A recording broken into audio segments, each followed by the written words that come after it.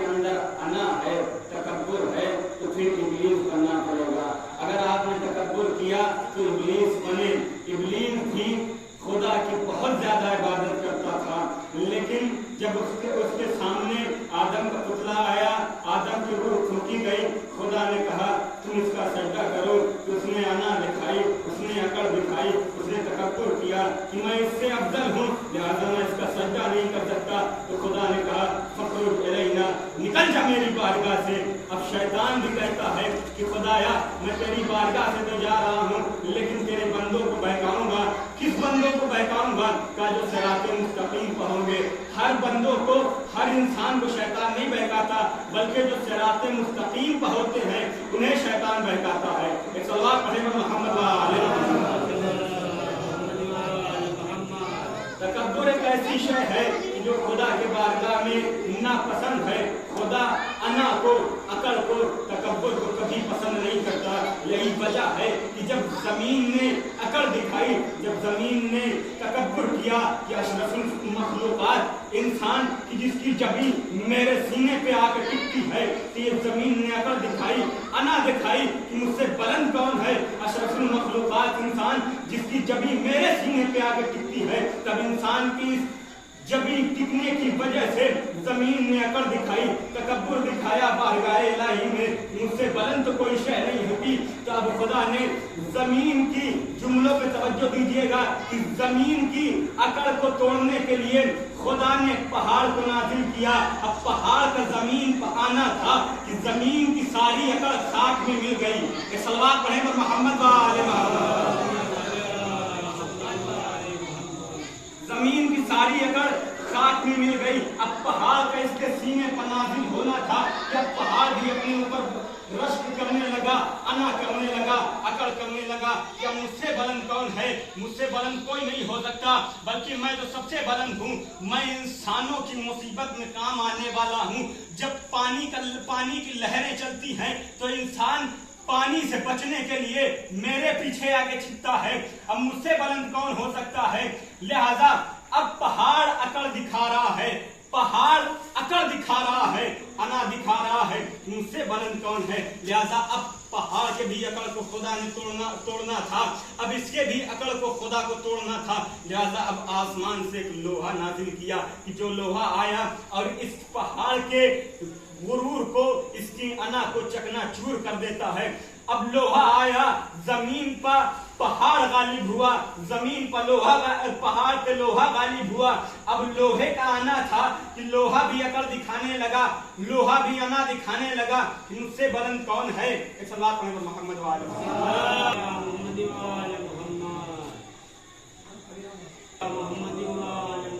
जमीन के ऊपर खुदा ने पहाड़ को गालिब किया। अब पहाड़ के ऊपर खुदा ने लोहे को गालिब किया। लोहा आया और उसने अपने अना में, वो अपनी अना में डूब चुका है और ये कह रहा है कि मुझसे बुलंद कौन है? मैं तो पहाड़ों की भी बुलंदियों, पहाड़ जैसी बुलंदियों को भी गिरा सकता हूँ, मैं पहाड़ जैसी चट्टान को भी गिरा सकता हूँ। अब लोहे का इस अकड़ को देखना था, खुदा ने बर्दाश्त न किया। क्यों? क्योंकि ये बारगाह वो बारगाह है कि जहाँ पे अकड़, जहाँ पर अना, जहाँ पे तकब्बुर पसंदीदा नहीं है। अब खुदा ने लोहे के तकब्बुर को देखा तो बर्दाश्त न किया। अब आग को खल किया। अब आग आई, लोहे को पिघलाना शुरू कर देती है। अब आग भी अपने ऊपर अकड़ करने लगती है। अब आग भी अना करने लगती है कि मुझसे बुलंद कौन है? मैं तो लोहे को भी पिघला सकती हूँ। अब लोहे को पिघलाकर आग अपने ऊपर रश्क कर रही थी, अपने अना में डूबी हुई थी कि अल्लाह ने इसके ऊपर पानी की छींटे मारी और आग की जितनी गर्मा गर्मी थी, पानी की एक छींट से ठंडक हो गई। एक सलात पढ़े पर मोहम्मद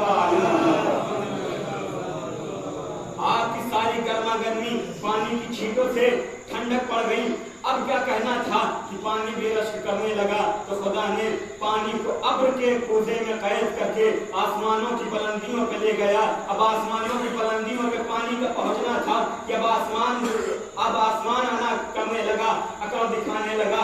अभी तक तो मामला ठीक था कि जमीन भी अपने अंदर आना दिखा रही थी, पहाड़ भी आना दिखा रही थी, जमीन के ऊपर खुदा ने पहाड़ को गालिब किया, पहाड़ के ऊपर खुदा ने लोहे को गालिब किया, लोहे के ऊपर आग को गालिब किया, आग के ऊपर पानी को गालिब किया, पानी के ऊपर हवा को गालिब किया। अब इस हवा को लेते हुए खुदा ने पानी को अब्र के ओहदे में लेते हुए आसमानों पे गया। अब आसमान भी रश्क करने लगा। एक आसमान के ऊपर खुदा ने दूसरा आसमान गालिब किया, दूसरे के ऊपर तीसरा गालिब किया, तीसरे के ऊपर चौथा गालिब किया। आखिरी जुमले पर तवज्जो दीजिएगा कि तीसरे के ऊपर चौथे को गालिब किया। यहाँ तक कि बात अब अर्श तक पहुंची। अर्श के ऊपर तमाम चीजों को खुदा ने गालिब कर दिया, तमाम चीजों के ऊपर अर्श को गालिब कर दिया। अब अर्श भी जाहिर सी बात है, जब सारी बुलंदियां इसके ज़ेरे साया हैं तो थोड़ा बहुत तो अकड़ आएगी ही। अब अर्श भी अपनी बुलंदियों पे गुरूर करने लगा, गुरूर करने लगा। एक मतलब खुदा ने आवाज दी, अर्श तू घबरा नहीं, जरा मेरे हबीब की नालैन को तो आने दे। सलवात पढ़े पर मोहम्मद अर्श, तुझे किस बात का गुरूर है, तुझे किस बात का घमंड है? अभी मेरे हबीब की नालैन आना बाकी है। अब खुदा ने शबे मेराज कहा, मेरे हबीब जरा नालैन पहने चले आ, ताकि कायनात को बता सकूं कि जितनी बुलंदियां हैं सब तेरे नालैन के नीचे है। एक सलवात पढ़े पर मोहम्मद वाले, ताकि दुनिया को बता सकूं कि जितनी बुलंदियां हैं सब मेरे हबीब की नालैन के नीचे हैं। अब तो कहना पड़ेगा, अब तो मैं कहूंगा कि जब सारी बुलंदियां हबीब के नालैन के नीचे हैं, यानी सारी चीजों पर गालिब हबीब की नालैन है, तो अब जो हबीब के, जो मोहम्मद के कांधों पे आ जाए तो वो गालिब कुल्ले गालिब हुआ करता है। सलावत पढ़े पर मोहम्मद वाले, जो इस मोहम्मद के कांधे पे आ जाए तो वो गालिब कुल्ले गालिब कहलाता है। अब यही वो गालिब कुल्ले गालिब है कि जिसके बेटे को करबला में यजीदियों ने घेर कर मारा।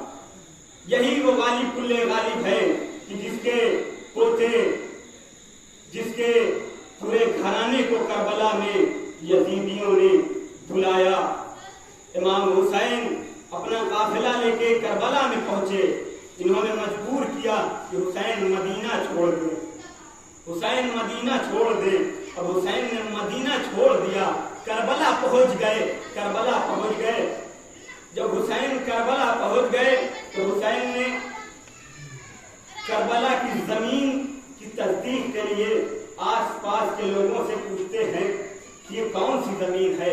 किसी ने कहा कि ये मारिया है, किसी ने कहा ये नैनवा है, किसी ने कहा ये करबला है। बस करबला का नाम सुनना था कि हुसैन ने कहा, भाई अब्बास अब खैमे यहीं नस्तर हो। क्यों? इसलिए कि अब हमारी मंजिल आ गई, हमें इसी मकाम पर रहना है, अब हमारा घर यहीं उजड़ेगा। अब्बास खैमे लगा दो, खैमों में आग यहीं पे लगेगी। अब्बास खैमे अब यहीं लगा दो। अब्बास यही वो मकाम है कि जहां मैं अपने कड़ियल जवान अली अकबर के नेज़े से सीने से नेज़े की अनी निकालूंगा। अब्बास खैमे लगा दो।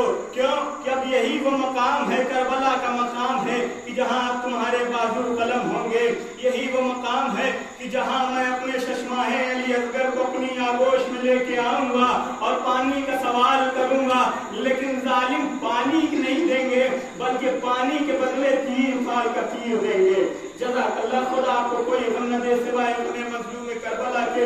बस चंद जुमले मसाइब के आप मुलाज़ा फरमा लें, उसके बाद आपके रहमतों का सिलसिला तमाम। आप जो ये जुलूस लेके निकले हैं, ये जो ताबूत अभी लेकर आए हैं, ये किसका ताबूत है? क्या ये उस चश्माहे अली असगर का ताबूत है कि जिसे हुसैन अपनी आगोश में लेके गए?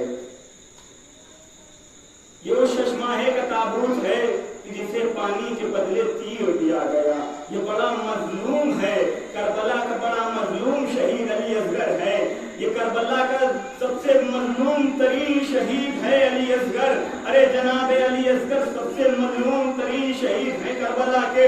रवायत बताती है, तारीखों में मिलता है कि जब हुसैन खैमे से अली असगर को लेके मैदान में आ रहे थे तो लोगों ने कहा कि शायद हुसैन बैत करने के लिए कुरान लेके आ रहे हैं, लेकिन ऐसा न हुआ। जब हुसैन ने अबा का दामन हटाया तो लोगों ने देखा, सिपाहियों ने देखा, जालिमों ने देखा कि हुसैन तो 6 महीने के बच्चे को लेके आए हैं। हुसैन ने सवाले याद किया, लेकिन पानी न मिला। पानी के बदले 3 साल का हुरुला का तीर आया जो चश्माहे के गले पर लगा। बच्चा हाथ में मुनकलिब